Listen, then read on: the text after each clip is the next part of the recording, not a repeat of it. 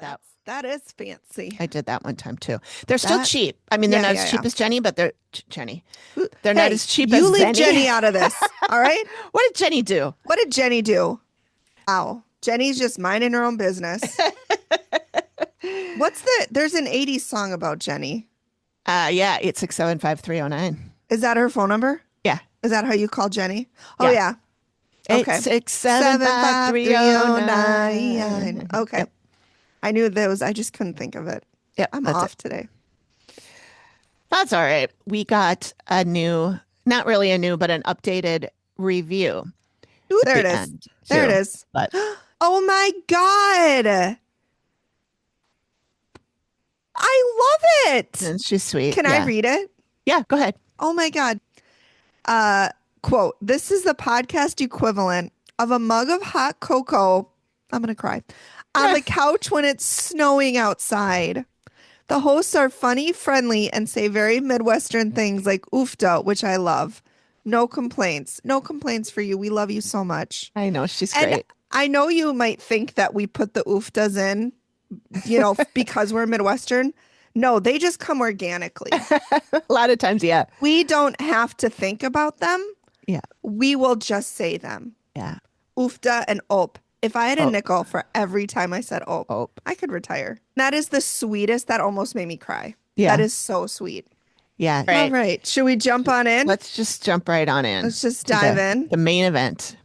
It's time for Research and Rabbit Holes, where the facts get weirder and the ghosts get louder. Main event. All right. Well, welcome back, everybody.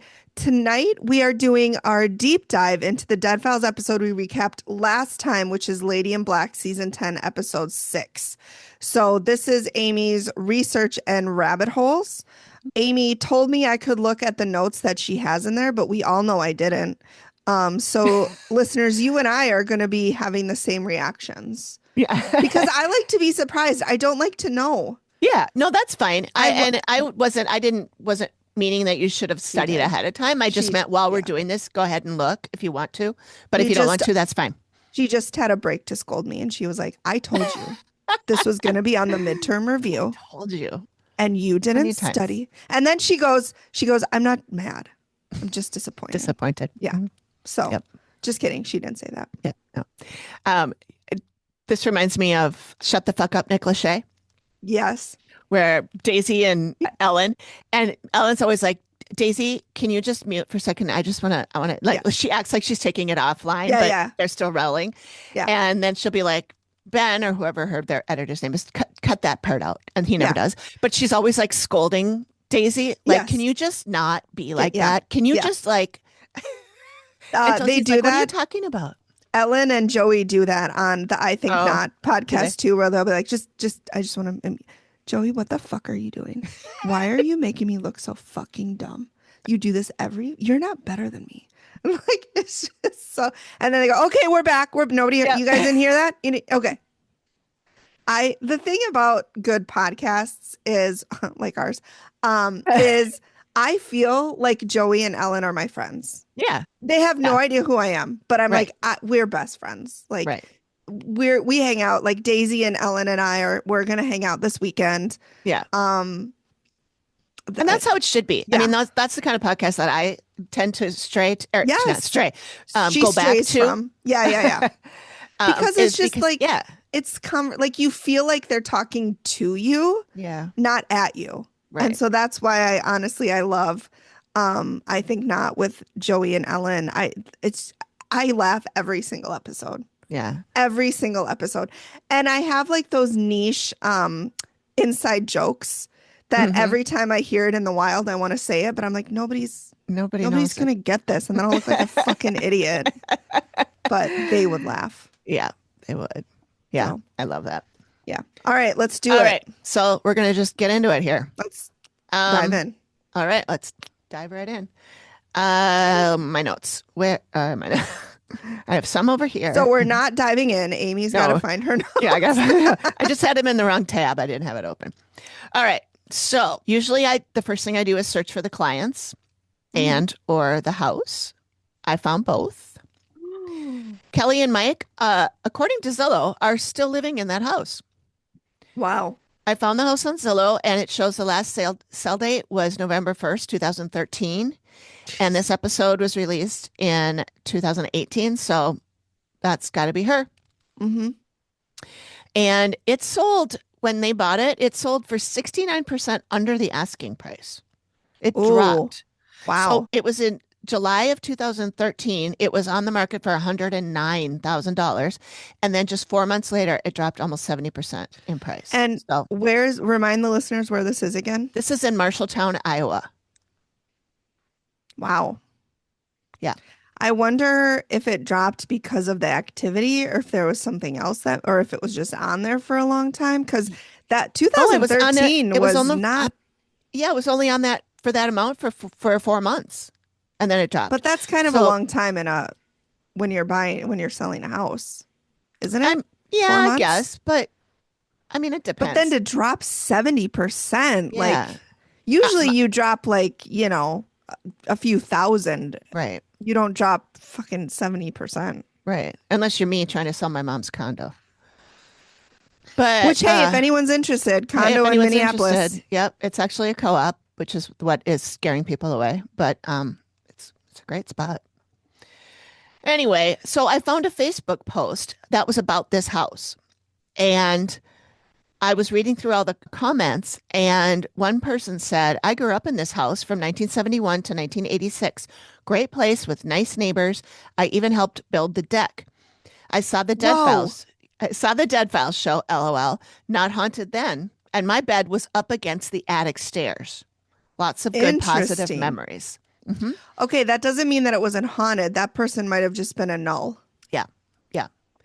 And the ghosts were probably pissed off. Like, what do we got to do to scare this person? Do I have to push your face into the stairs? Son of a bitch. Sorry, everybody, for your children listening. Hey, we have a disclaimer on it. We do. So someone else then said, well, I lived there for 15 plus years, never anything but a great childhood. Yeah. But that made me wonder, okay, so these people may be just not sensitive enough to be aware of it. But also I wondered if maybe from Kelly and Mike's investigations, because they were paranormal investigators. Yeah. Yep. Maybe they brought something home. I mean, they could have. Probably not the dead lady carrying the 2 children around, because she died in that house. Yeah. But there were other people that didn't match up, that like when I looked back, they never actually matched up to the people that we were talking about, or that Steve found. So those could have been people that just came home with Kelly and Mike sometime. Or a third option too is they could just write everything off. Like they hear, oh, I imagined it, or the breeze made the door close or something. Yeah. So for sure. But again, we're not just saying that these people who wrote those comments, we don't believe them. We absolutely believe them, that they did not have any experiences. But for sure. Yeah. That doesn't mean that it's not haunted. It just means that, maybe they couldn't experience them the way Kelly and Mike do. Right. So I don't want anyone to think that we're shitting on those Facebook commenters, because we're completely not. Not at all. No. But I think the theory that Kelly and Mike brought something home, that might actually be a good one, because I mean, Amy has said that there have been a couple of times where she's brought stuff home. Yeah. From investigations. Yeah. How long had they been doing investigations? I don't think it was a long time. But it might have been from their first time when they were inexperienced and didn't know to put up guards or barriers, or, so again, there's a lot of different explanations for that. Sure. That was a big word. That is a big word. I'm so smart. Explanation of 4 syllables. Dang. So I did find Kelly and Mike online. I found their last name and everything. I found them on LinkedIn and Facebook, but none of their profiles were updated recently, like in the last few years. So I didn't reach out. I didn't bother them. But Kelly, Mike, if you're listening, or Nikki, or Chris, or the dog, I was thinking about that dog. This was 8 years ago. That dog might not be with us anymore. Probably not. But he sure was a cutie. He was so cute. No good little puppy dog. But anyway, we'd love to talk to you if you want to come on the show and give us your experiences. That we really liked you, and oh my gosh, we loved you. Yeah, and we thought it'd be really fun to talk to you. So if you're out there and you're listening, DM me, email me, send a message. Yeah. Lots of ways to contact. Lots of ways. There's even a phone number that you can call. There is. I don't think I post it anymore because I was starting to get a lot of spam. Like I was starting to get a lot of just junk randos calling and hanging up and shit. But you can leave a voicemail on our website. Yeah. Or you can send a text or DM or whatever. Anyway, there was in the one person on the Facebook post. I'm back to that now. The Facebook post. Sure. One person posted a photo of the filming at night. Shows like Amy and Matt out front by the car and all that's all lit up. And then there's also lights on inside the house. So that must have been before they went in. Yeah. Like they must shut off the lights when Amy comes in. Yeah. Anyway. And then one comment said that a couple days after the episode aired, the house was hit by a tornado. Oh my gosh. Yeah. And that's scary. Yeah. And when I Googled Mike, I found that he was quoted in a newspaper article about the tornado. Yeah. And he's mostly talking about when he was at work, because wherever he was working in downtown, it got hit there. But I read it a while ago. I don't really remember everything he said, but I'll put the link to that blog post. I'll link it in our blog post. That is so scary. I know. So I did find out some more stuff about them, but it wasn't relevant to this, so skip it. When I looked up Angela Braddock, and I'll get to her next, I found on her wiki tree, which I didn't even know that was a thing. Is that like a family tree? Maybe, yeah. Oh, okay. There was an email in her profile that was written by Kelly and Mike. Oh, yeah. To a woman named Kay Braddock, who I assume is a relative of Angie Braddock. Sure. I tried searching all around to see if I could find her. And I was like, well, if she's Angie Braddock, because Angie Braddock married Kendall Roberts, so her last name was really Roberts, which means that Braddock is her maiden name. Yeah. So now we got to look for people who were connected to Angie, not to Kendall. And I got that sounds complicated. Rabbit hole that didn't go anywhere. That ended in a dead end. Yeah. I hate it when those rabbit holes end in a dead end. I know. So do the rabbits. So I will read you that letter. Okay. It's an email. Which is just a modern day letter. It's a modern day letter. That's right. Yeah.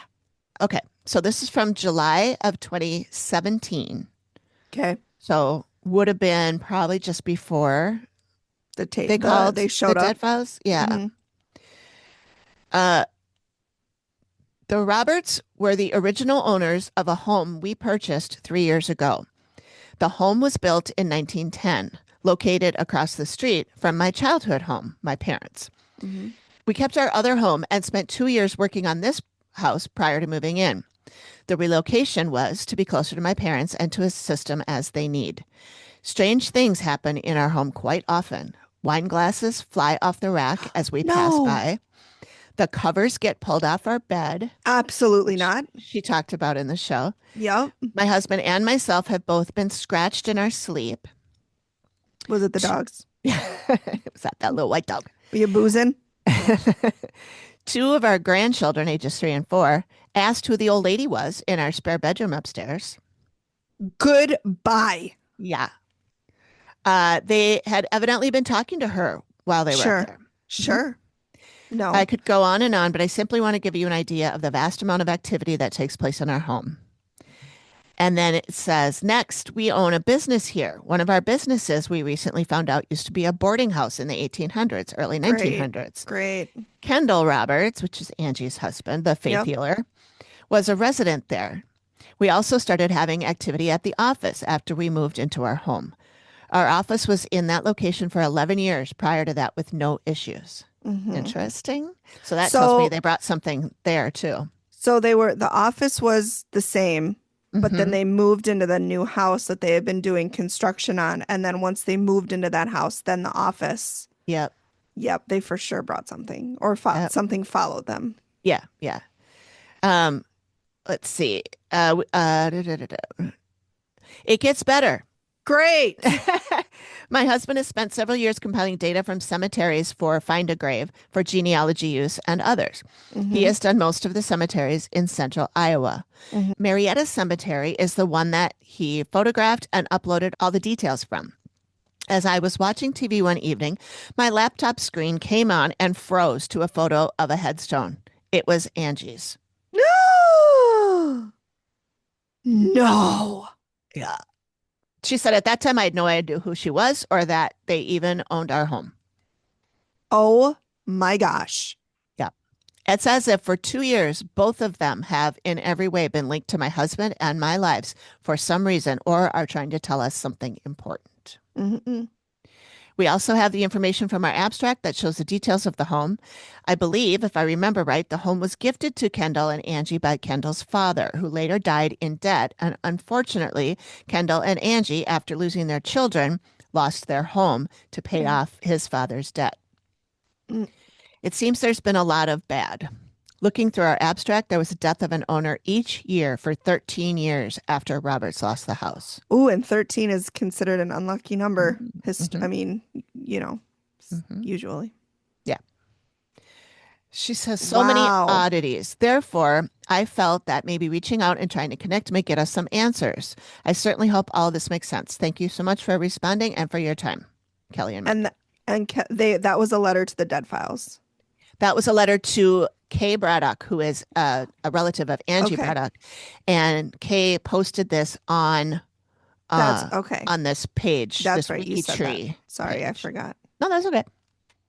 That is insane. So yeah, interesting, huh? Yeah.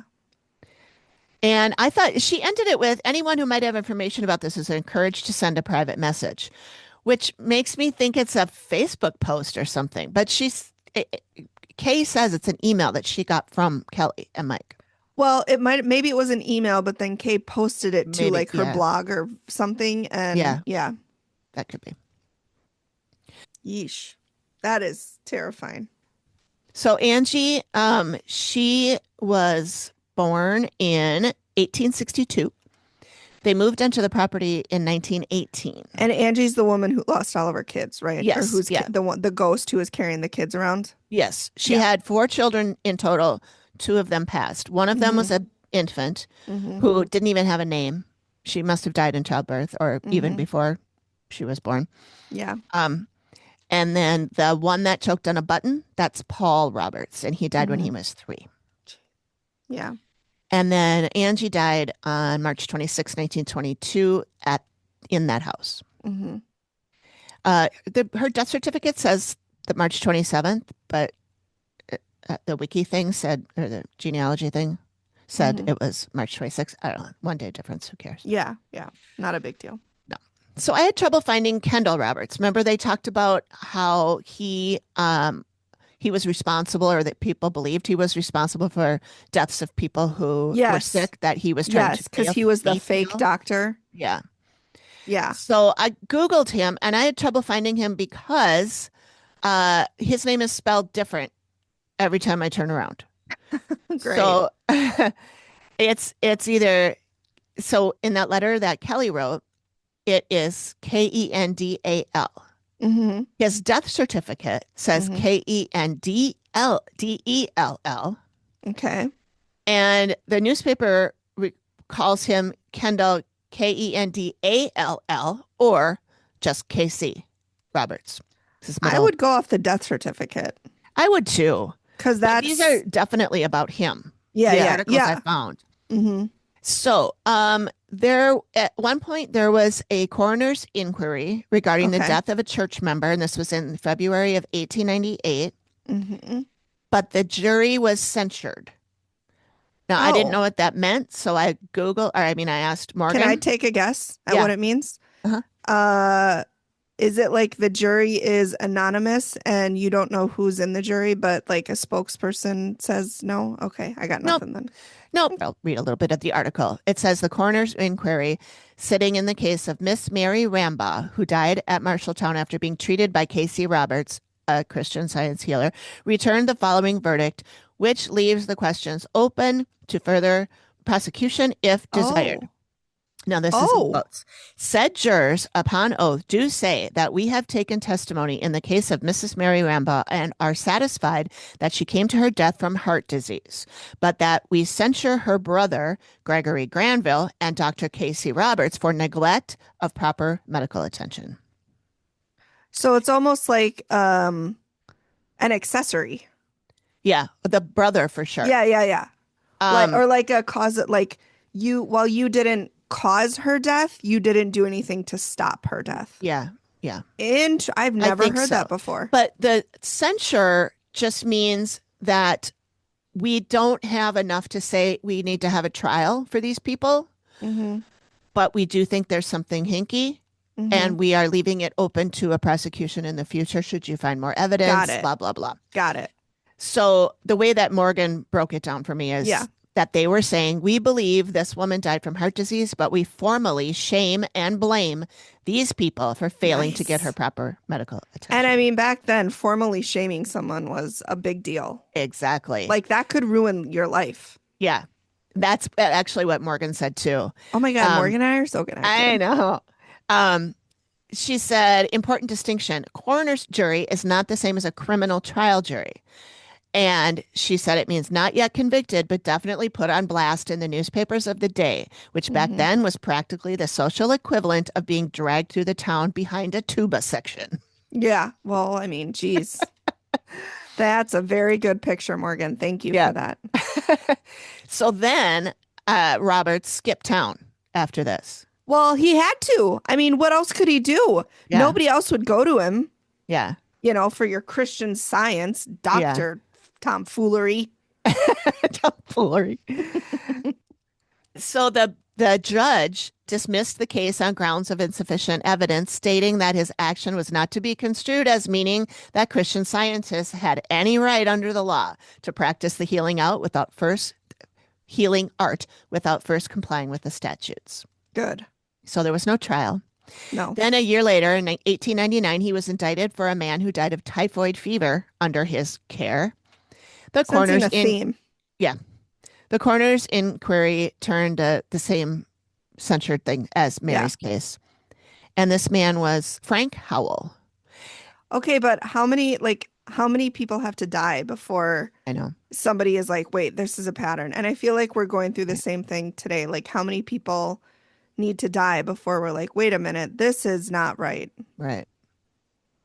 So glad to see nothing's changed in 100 years. Nothing changes. Great. It just feels like it's changing, but it really isn't. Yeah. One interesting thing I found on newspapers.com is there's an article where Angie filed for divorce from Kendall. Yep. When? In, let's see if I have the date. Because the last two trials you talked about were late 1890s. Right. It was 1899, I want to say. Okay. So she was like, I'm done with you. Yeah. Was the divorce granted? No. Ugh, no. Of course not. Applications made in Robert's divorce case are denied. Of course not. Yeah. So she was divorcing him, saying that he neglected his family due to the defendant's work in the church.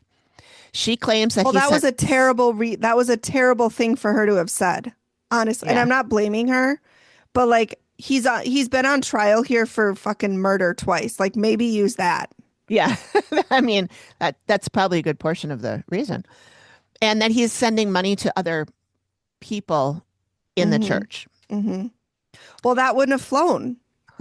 I'm sorry, but like, and I'm not blaming her. Like she had limited resources at the time. Yeah. But the 1890s, you know, from what I remember, I remember like it was yesterday. Like it was yesterday.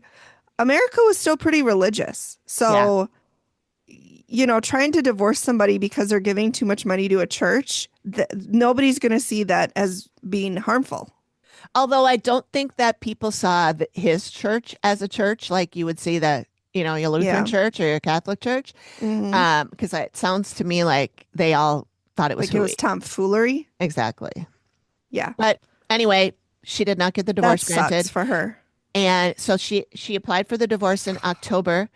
It was denied in November. She was still married to him. They were still married at the time of both of their deaths because their death certificate has each other as like his says widowed. Yeah. Because he died a year after her.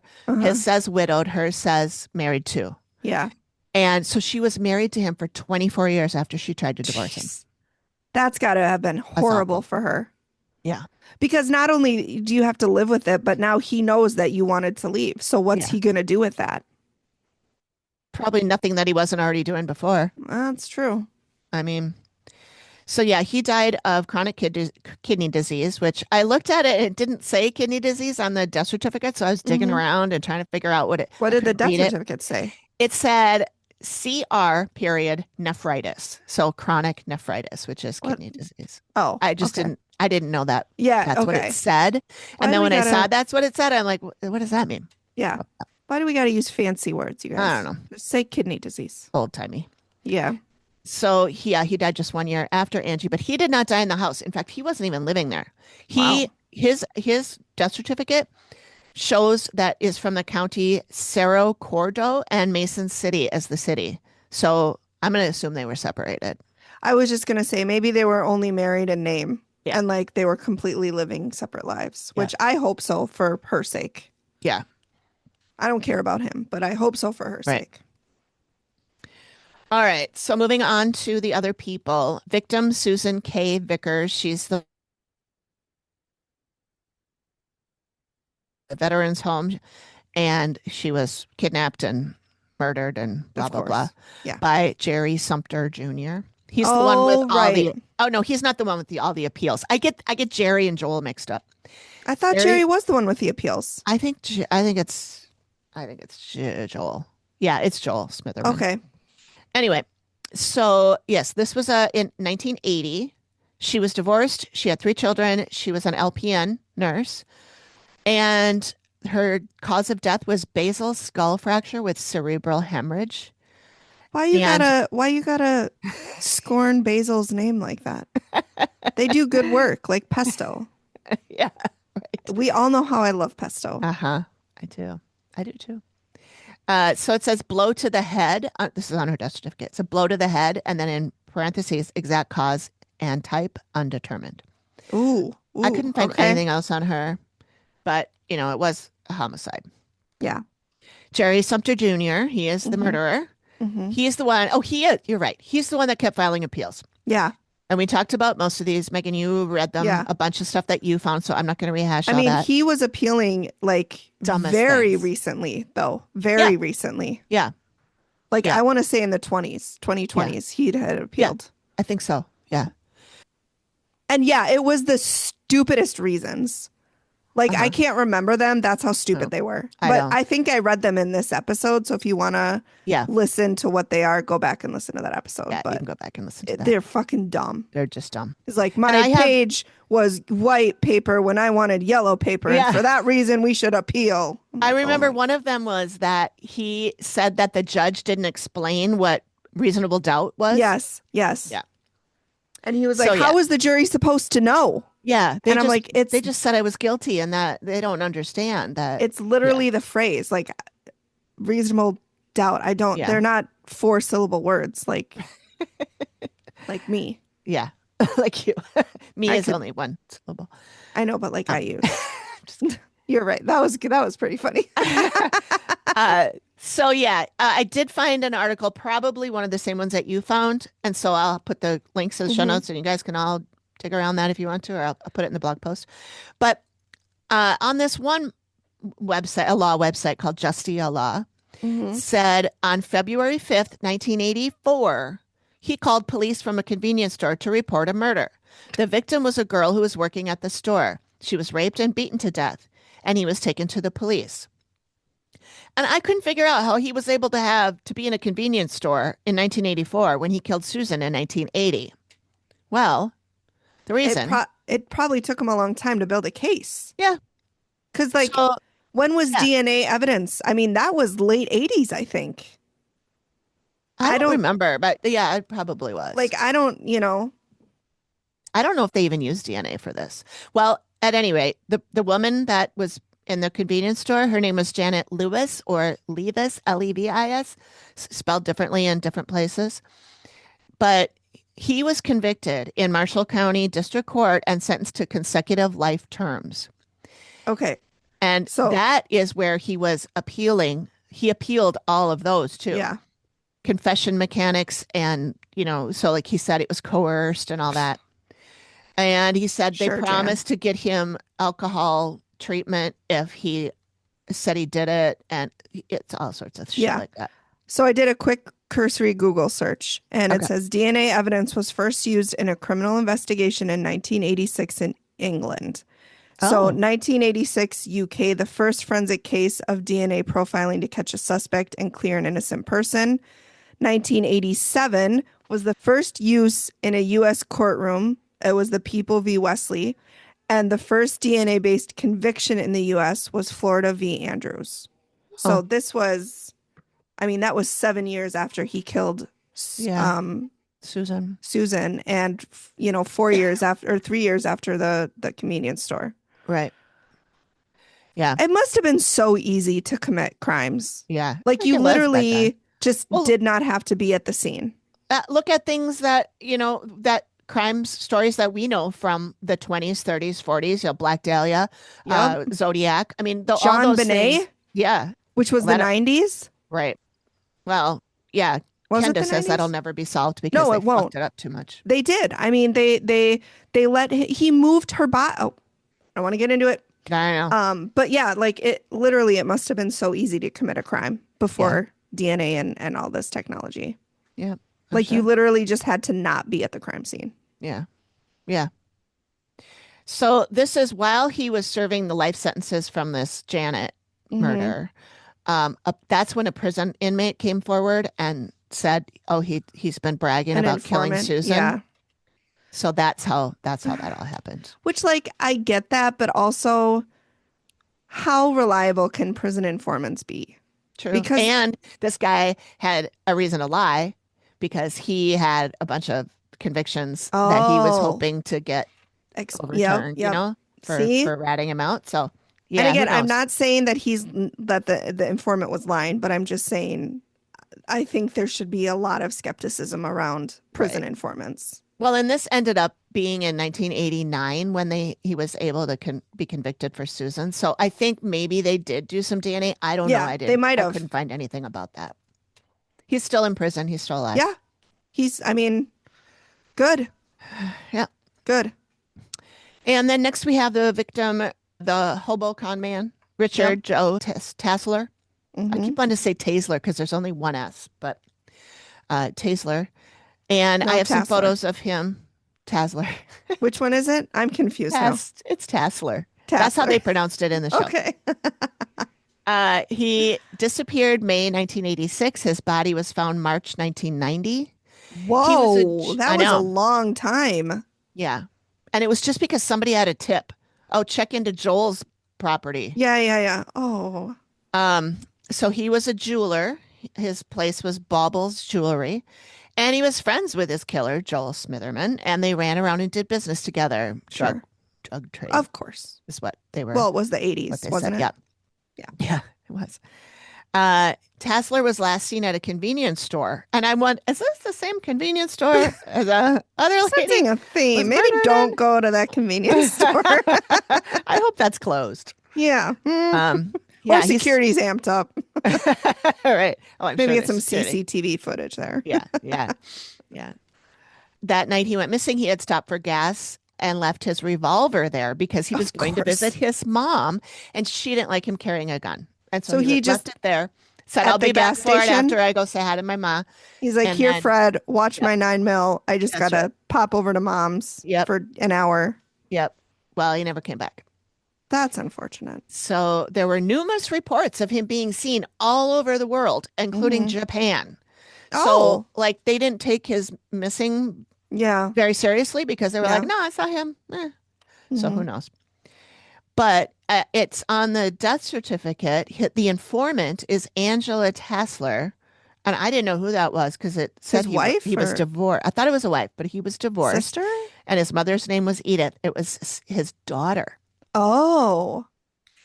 And his mother, Edith, she died in 1989, the year before his body was found. So she never my God, got to find out what happened to him. Oh. I mean, she probably knows now. She probably knows. As soon as she passed, she probably knew. But yeah. That's horrid. So now on to Joel Smitherman. Yes. After Richard's body was found, at this time, Joel Smitherman was already serving a sentence for aiding and abetting and attempting to kill a federal witness. Sure, as you do. Yeah. And for distributing cocaine and conspiracy to distribute cocaine. So how do you prove a conspiracy to distribute cocaine? You got an email from somebody that says, hey, let's go give this cocaine to somebody. I got some coke. You want to distribute it? And they're like, that's conspiracy right there. Yep. If two people talk about doing something, it's a conspiracy. Two or more. U.S. attorney says he was, quote, trying to hire someone to kill the only witness who could connect him to the drug transaction. So you're going to go to prison for selling cocaine or murder? You choose. Well, it's like the people who, instead of get divorced, they kill their spouses. Yeah. Like, really? That was a poor choice. Yeah. My guy, because it's almost always men. I'm just saying. Right. That's right. I don't want to get divorced. I'm going to kill her. Yeah. It'll be easier that way. Yeah. Yeah. I think a lot of times it's because I don't want to split up the money. Yes. Or they don't want to pay alimony. Or like Chris Watts, they want to just start a whole new life with no kids. Fucking hate that guy. Oh, that guy's the worst. Worst. All you had to do was watch 1 second of an interview with him, and you were like, he did it. Yep. He 100% did it. That the first time I saw him standing on the porch, I was like, he did it. That's guy. the guy right there. Fucker. I just wish they'd come home. Well, really? Then you shouldn't have buried him in a fucking oil tank in the ground. Right. You fucking piece of shit. Totally. Sorry, I didn't tangent, but it's always the men. Yeah, we're both pretty passionate about that case. Oh my God. I can't even stand to look at his face. No, I look, I can't even finish a sentence. Aye. All right. So fun fact. Yes. This guy, the murder for hire that they were dealing with, his co-conspirator or co-trial, person that went on trial with him, a woman named Barbara Sharp from St. Paul, Minnesota. Oh, local Look at us getting out there. For the wrong reasons, though, Barb. Yeah. Right. Don't want those. No. So he wasn't convicted of Tasler's murder until April of 2005. What? Even though they uncovered the body in 1990 and the murder happened in 86. 20 years? Yeah. So then I wrote, what the fuck is going on in Marshalltown police in the 80s through the aughts? 2 murders that took forever to solve. So I thought maybe I'll look that up. Open cases in Marshalltown, 51 open cases of murder. You should have pulled an Ellen and called up their police department and been like, why is this taking so long? Get on it. Get on the stick. What's the population of Marshalltown? Oh, I don't know. Because if it's 2 million people, then 51 isn't that much. I don't think. But if it's 1,000, then 51 is kind of a lot. Yeah. I think it's approximately 27,000. 27. So kind of a 27,886. Are they I all thought it was murders? Smaller than that. The 51, yeah. Holy shit. Yep. So, and in the last episode, we talked about how many peels a person can make and if there are limits. And there are. They are not. Can I guess? Hard and fast. Can I guess? You can, but I won't be able to tell you what the answer is because there isn't really one. Oh, okay. Never mind. I'm going to say 5. Okay. But I know it doesn't matter. Yeah, I don't know how many that guy had, though. I think it was at least 5. But it says, yes, there are functional limits to the number of appeals, although not necessarily a hard fixed numerical limit on filing, especially in complex or capital cases. Defendants generally have an automatic right to 1 direct appeal after conviction, followed by opportunities for discretionary appeals to a higher state or federal courts, often capped by time limits, legal grounds, and finality rules. Got it. So they could appeal to if they were convicted by the state or the city, for example, they could appeal to the state. Yeah. And if they declined it, then they could appeal to the Supreme Court. Sure. Yeah. And that's per conviction, I would assume. So yeah, if you have 3 convictions, you get multiple appeals on each one. Yeah. Yeah. Okay. I think so. Yeah. I mean, I follow suppose us for more legal advice. Now we need to get pictures of ourselves as lawyers. Yes. We have our Juris Doctorate and our MD. Yeah, that's right. Just getting a lot here. Yep. Wow. All right. Okay. That's nice and vague, which I expect nothing less from the government. I know. Anyway, so now on to the 1903 fire. So we were gabbing during this whole time this guy was talking about the fire. I know that's surprising. I know that's hard to believe. I know. Because this is the one we watched together, right? Yes. At your house. Yeah. Yeah. So I'm looking at, I'm like the 1903 fire. I wrote it down in my notes to look it up. And I'm like, I don't remember anybody talking about a fire. Well, no, because we were yabbity yakking the whole time.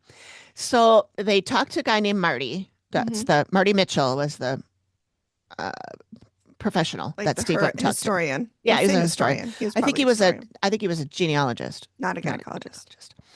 So it was a fire in 1903. Either Marty gave no details about the fire, or it was edited out. Then Marty, or the editing, made it sound like this man died in the fire, or at least right after it. He did not. Really? This is Ross Ingledew. Marty told us about a father and a son. The son is Ross. He was a firefighter. He was putting out this fire. It was a very cold night, and all the firefighters got very wet from the, putting out the fire, and it was very cold. So a lot of them got sick. Yeah. And so this was confusing to me. So Ross, the son, who was in the fire, it was a bitter cold night. The firefighters worked all night and they were soaking wet. He was the fourth member of the old Woodbury Hose Company under the volunteer firefighter department system to die as a result of a severe cold contracted while fighting a single fire. 4 people died from this? Whoa. So Marty said that he had lung damage that led to TB, tuberculosis, which led to his death. And that's how the other 3 died. So I'm going to put a pin in that for right now. Ross was 24 years old. But this is, so Amy smells that burning and she says someone died here in a fire. I'm like, well, it's not Ross because he didn't die in a fire. Yeah. So I think the show was edited to make us think it was Ross that Amy saw, but I don't think it was. Especially if he didn't die the way that they said he didn't die in the fire. And they never talked about it in the reveal either. Yeah. Or if they did, they edited it out. Yeah, exactly. So then the father, Ross's father, is Oliver Ingledew, also known as OL. There's a picture of him in the drive if you want to look. I couldn't find a picture of Ross. Shortly after Ross's death, his father, Oliver, the mayor, buys the client's property. So then he served as mayor of Marshalltown from 1905 to 1911. And he was remembered for his interest in sanitation and garbage disposal in the city. And the articles I found did not make him look like a bad guy. Yeah. And Marty said that he was allowing alcohol during Prohibition. And 2 thumbs up. I know. And but he made it sound like the way that Marty said it in the episode was like, because we were paying attention at this point. He said this guy did everything for himself. He only looked out for his own personal gains, blah, blah, blah. And you and I were like, that sounds like somebody we know. Yeah. But anyway, every politician ever. Yeah, pretty much. Interesting. But I felt like the show made him seem like he was more of a bad guy than they've done that multiple times. Yeah, I know. So he passed in 1923? He passed in 1923 at age 61 of diabetes. And when did Ross die? Ross died in 07. Oh, wow. So he lived a long time without him. 14 years. Yeah. I don't know. I don't know. Math. 16? Something like that. Some number without him. Yeah. Of diabetes. Diabetes. And this is where Amy was talking about where they kept flashing to Amy, and she was tying her hair under her chin and she was fidgeting. And she said he did bad things. And I'm saying this does sound like it could be Oliver, but if she's saying he died in a fire, it's not, because Oliver had nothing to do with the fire. No. His son died 4 years after a fire as a result of getting sick, lung damage, blah, blah, blah. So then I looked into this because this is our medical, not a doctor section. Yep. Even though my mom always said I couldn't go outside with wet hair because you'll catch your death of cold. Yeah, that's totally not proven. Yeah. I question the idea that one could get TB from being out in the cold. So I turned to the Googs, and you cannot get a severe cold or any cold simply from being outside cold or wet, as viruses cause colds, not temperatures.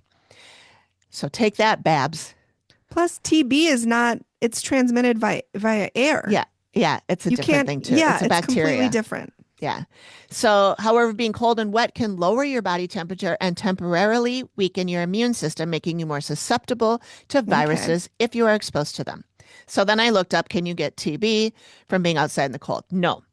It's caused by bacteria, Mycobacterium tuberculosis, not by temperature. However, getting cold and wet can stress your body, and prolonged exposure to cold may weaken your immune system, making you more susceptible to illnesses if you are exposed to the bacteria, especially through close contact with an infected person. Yeah, so it was lung damage from fighting the fire, not the cold and wet. And yes, smoke inhalation can increase your susceptibility to tuberculosis, though it does not directly cause tuberculosis. Right. Oh, that's good to know. So smoke damages the lungs' defenses, making it easier for the bacteria to establish an infection if you are exposed to it. So maybe they just thought it was TB because they didn't have any other, like they didn't know anything else. Yeah, I mean, so it could have been anything that they contributed to the lungs. They just said, well, that's TB, because what else could it be? It could be. Yeah, that could be. I'm thinking if one of those men got it and they were hanging out together, they were still friends and hanging out together, maybe they passed it around to the other, 4 of them all died from the same thing. Yeah. And I mean, you got to think, at least nowadays, firehouses, they're pretty, like when they're on a shift, they're there for like 24, 48 hours, like close contact, probably sleeping in the same room. They're eating together. Like they're in close contact. So I think that's logical, where if one of them had something, it would be very easy to be passed around. Especially if the others are already susceptible because they have damage to their lungs. And weakened immune system from, for sure. Okay, turning on to, do you remember when they were doing the sketch and we were watching the sketch artist and he was going tap, tap, tap, tap, tap, tap. Yes. And you said, I think it's called Pointillism. Yes. And I didn't know because I'd never heard of that. And you were like, I'm going with it. You were right. Oh my God. Ding, I ding, love ding. those words. I know. I'm so smart. I had never heard of it, but I looked it up. And yes, painting using small, distinct dots of color that blend together when viewed from a distance is called Pointillism. That one really famous painting of the park where it's like the woman in the parasol is Pointillism. It is. And that, it said that it's developed in the late 1880s by George Seurat. And when I saw that, I said, isn't that the Sunday in the Park with George? Yep. And so I Googled it. Also, did I learn that is not the name of the painting? I thought it was. The name of the painting is A Sunday on La Grande Jetée. Oh, okay.